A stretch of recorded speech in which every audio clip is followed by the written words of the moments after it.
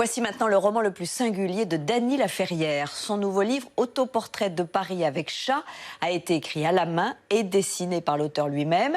L'académicien, prix Médicis 2009 avec L'énigme du retour, rend ici un bel hommage à la capitale et aux grands auteurs qui la traversèrent. Matteo Caranta est parti en balade avec l'écrivain dans les rues de Paris. Vous savez, quand c'est difficile d'entrer dans un livre et que vous persistez, et que vous finissez par y entrer et avoir de la joie, cette opération, ça s'appelle la lecture. Et Dany Laferrière en sait quelque chose. L'immense écrivain québécois d'origine haïtienne qui a fait son entrée à l'Académie française en 2015 est aussi un immense lecteur. Il publie un livre hybride, Autoportrait de Paris avec chat, qui nous fait entrer dans son univers. Un Paris magique aux temps mélangés, peuplé d'écrivains qui l'accompagnent avant son discours de réception auprès des immortels. Nous l'avons retrouvé dans une librairie de Saint-Germain-des-Prés et dans son quartier de Gare de l'Est pour évoquer ce livre et son amour de la lecture. Je voulais montrer Paris et fait beaucoup plus de visages que de paysages. Malgré le fait que chaque fois qu'on dit Paris est la plus belle ville du monde, on oublie de dire Paris est constitué de gens parmi les plus intéressants du monde. Ça fait un monde d'écrivains, de livres, d'artistes, de Django Reinhardt pour la musique, Borges pour la littérature, flânant dans Paris. Et c'est le monde rêvé, c'est un univers. Je l'ai toujours vu soit en images, soit en lettres. Et c'est ainsi que l'auteur décide de marier l'image et la lettre. Dany Laferrière puise sa littérature piquante mais toujours tendre dans un registre autobiographique, habité par Haïti et ses peintres dont il tire le concept d'écriture primitive. L'écriture primitive, comme la peinture primitive, c'est fait avec une certaine ruse. Dans l'art, j'allais dire européen, même occidental, de la peinture, il y a un point de fuite. Et le tableau attire celui qui regarde, lui demande même de pénétrer dans le tableau. Et dans cet art primitif, naïf, c'est le contraire. Le point de fuite se trouve dans le plexus de celui qui regarde.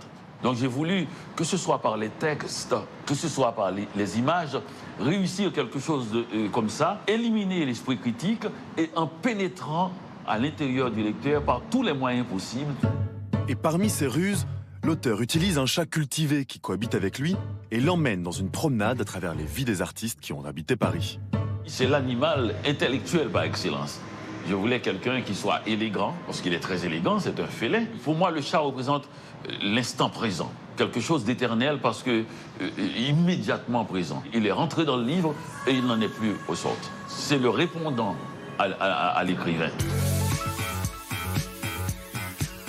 Direction le 6e arrondissement de Paris, au milieu des libraires et des éditeurs, où Dany Laferrière constitue son refuge, sa bibliothèque.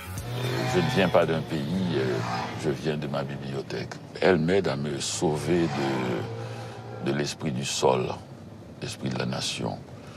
C'est l'endroit où je vais le plus souvent, donc c'est l'endroit que j'ai choisi aussi pour naître. Car avant d'être écrivain, Dany Laferrière est un lecteur, rêvant de croiser les poètes et écrivains voyageurs qui ont flâné dans la ville avant lui.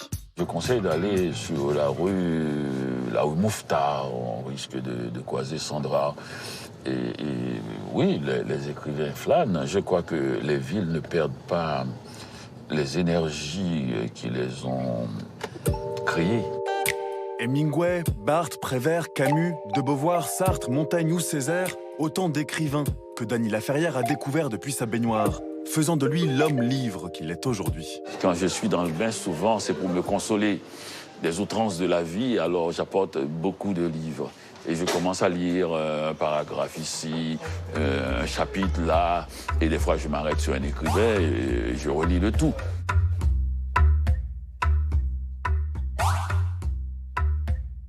La plupart des écrivains que j'aime sont des lecteurs qui se réclament comme lecteurs. Il y a la manière de lire de Borges qui est... il n'y a pas de siècle, il n'y a pas d'époque, il n'y a que le livre. Il y a la manière de Henri Miller où il a vraiment goût de rencontrer l'écrivain. Moi, j'aime les deux.